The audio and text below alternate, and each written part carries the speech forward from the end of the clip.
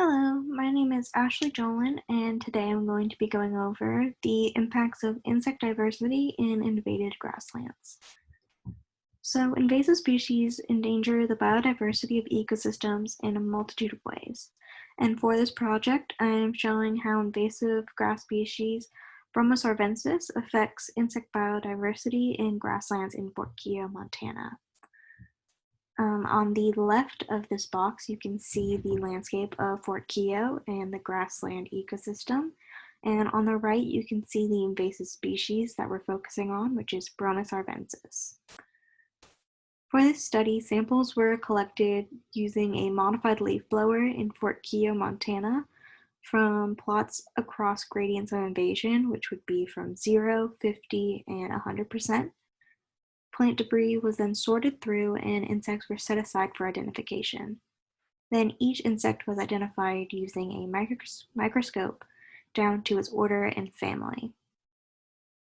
We then processed more data on insect biomass, which means their weight, and it included each individual Orthoptera, the total biomass of each order within each plot, and the overall biomass within each plot.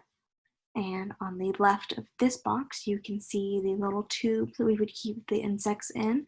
And you can maybe see the little black dots on the bottom, and those are the actual insects that we identified.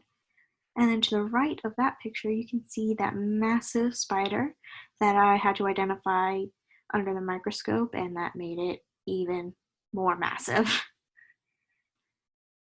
So there's many important reasons of why we should care about grasslands and their diversity that they have, especially in places like Montana. And it's because grasslands are highly susceptible to invasive species.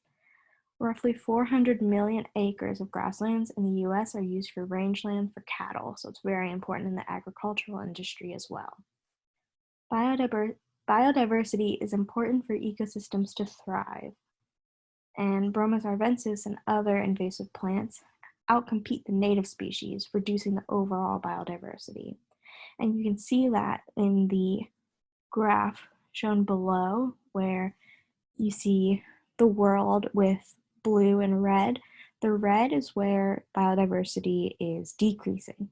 And you can see the middle of the US is a really, really big area where this is a huge problem. And many invasive species are poor quality forage for livestock, which means the cattle won't eat it, which affects our agricultural industry as well. And insect herbivores compete with the livestock for the good forage because neither of them really want the invasive species because they aren't good to eat. So they compete with each other and causes issues in the food chain.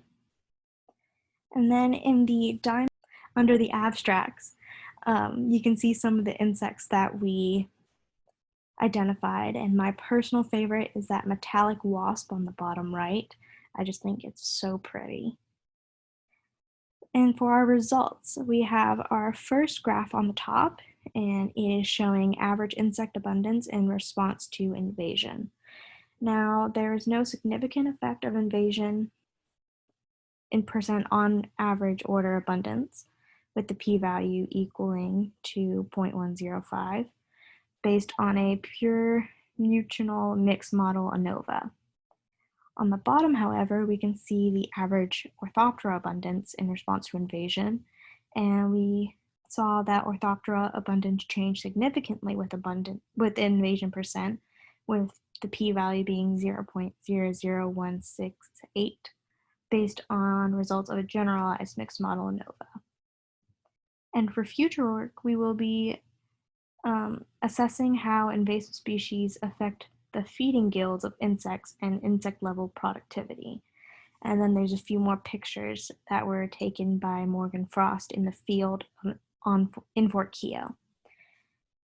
And for my acknowledgements, I would like to thank the USDA Fort Keogh Range and Research Laboratory for allowing this research to take place on their study site.